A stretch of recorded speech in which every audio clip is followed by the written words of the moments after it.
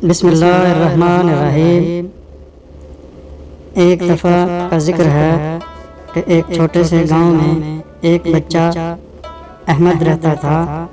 احمد نے کبھی بھی کسی کو تکلیف نہیں دی، بلکہ وہ ہمیشہ دوسروں کو مدد کرنے کی تلقین کرتا تھا۔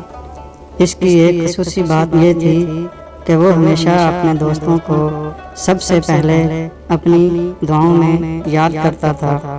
ایک دن گاؤں میں ایک خطبہ ہوا اور گاؤں والوں کو بتایا گیا کہ ان کے گاؤں کو پانی کی کمی ہو گئی ہے اور وہ پانی کے بغیر نہیں رہ سکتے۔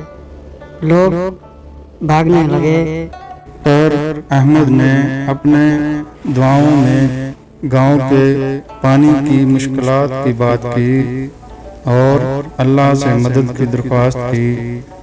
احمد نے جب دعا کے لیے اللہ سے مدد کی تو اللہ نے اس کی دعا کو قبول کیا اور رات کو بہت زیادہ بارش ہوئی۔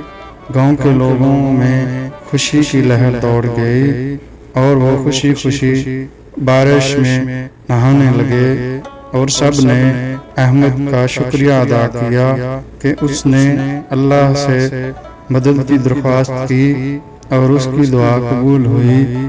اس کے بعد احمد نے سب کو یہ سیکھ دیا کہ دوسروں کی مدد کرنا اور دعاؤں میں یاد رکھنا کتنا اہم ہے۔